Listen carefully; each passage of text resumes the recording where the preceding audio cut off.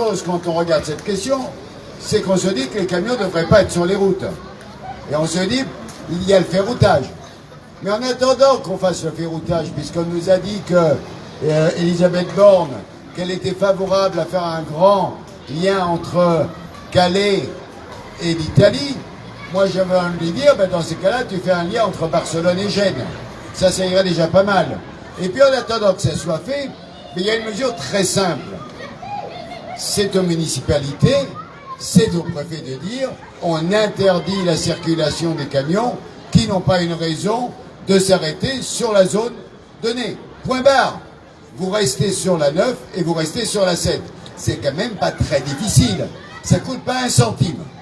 Ça coûte pas un centime. Donc pourquoi est-ce qu'on ne le fait pas? Est-ce qu'à un moment il va falloir peut-être faire le tri? Parce qu'on pourrait amuser, on pourrait faire une action, pourquoi pas à Nîmes, faire continuer tous les camions. Moi je vous ai rien dit, mais on pourrait faire des actions comme ça, bloquées de chaque côté, en disant regardez une journée sans ces camions, on regarde où ils vont, circuler, il n'y a rien à voir, vous restez sur l'autoroute. Ils ont fait les autoroutes, ils ont qu'à y rester. Donc ça je dirais que c'est un élément à mon avis important. Deuxième élément important, il n'y a aucune vision de territoire. Aucune vision de territoire, c'est-à-dire que chaque fois on répond au coup par coup. Donc là on va faire un contournement là, et puis ensuite il faudra élargir, etc., etc. Alors que la question de fond c'est, effectivement, pourquoi on fait des routes, comment on doit transporter les choses, et quelles sont les conséquences des choix qui sont faits. Parce qu'on nous dit il y aura moins de pollution. À voir, parce que moi j'ai jamais vu la création d'une nouvelle route pour avoir moins de circulation. Ça n'existe pas. Hein. C'est comme les fluides, c'est comme les robinets. À partir du moment où on élargit les tuyaux, il y en a encore plus. Donc en fait, ça va être un appel d'air. C'est ça qui va se passer. Et donc une fois qu'on aura fait le contournement ici, eh ben on ira jusqu'à Fos et on ira au nouveau grand port de conteneurs de Marseille. Et c'est ça qui va se passer. Donc on est en train de nous vendre un contournement, mais qui est en réalité un nouvel axe de rentrée des camions, d'entrée et de sortie des camions vers le port de Marseille. Ça aussi, c'est une vision qu'on nous cache. C'est quelque chose qui n'est pas dit dans le texte. Alors, effectivement, il y a des problèmes de fond. Le problème de fond, c'est d'abord pour les gens d'Arles, les problèmes de perturbation, c'est-à-dire qu'effectivement, en termes d'émissions de CO2, c'est une catastrophe. Donc là, c'est une question de santé. C'est aussi une question de bruit, parce qu'effectivement, c'est quand même pas marrant d'être dans une telle situation. Ça, c'est vrai. Et puis, il y a aussi les questions environnementales. Alors, il y a les terres agricoles. Ça, effectivement, il y a des associations qui vont en parler. Mais c'est vrai qu'à partir du moment, on a l'impression dans ce pays qu'on peut grignoter les terres agricoles. Tant qu'il y en a, il y a toujours de l'espace.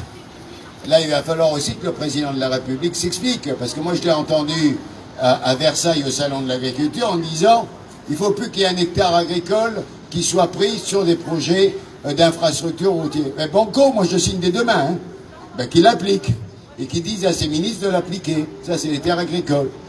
Si on regarde les espaces naturels, c'est la même chose. On se dit aujourd'hui, quand on regarde ce projet, on veut nous faire une autoroute sur pilotis. Alors moi, j'ai ma maison sur pilotis, parce que je suis à presque 900 mètres, mais je me suis dit, il faut mieux mettre des pilotis, parce que si la mer monte, je serai comme ça. Mais faire une route sur pilotis, c'est vraiment, là pour le coup, uniquement du précis. C'est le BTP qui veut s'amuser, avec les perturbations que ça mène.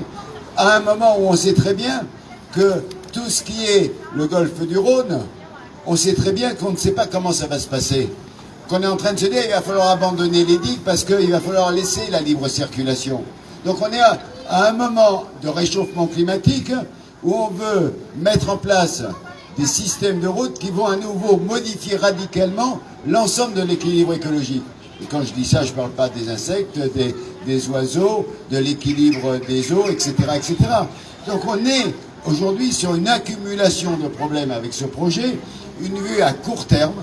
Et c'est ce qui fait que quand Michel m'a demandé de la rejoindre ici et que j'ai vu ce qui est en train de se passer, je me suis dit là, c'est un exemplaire.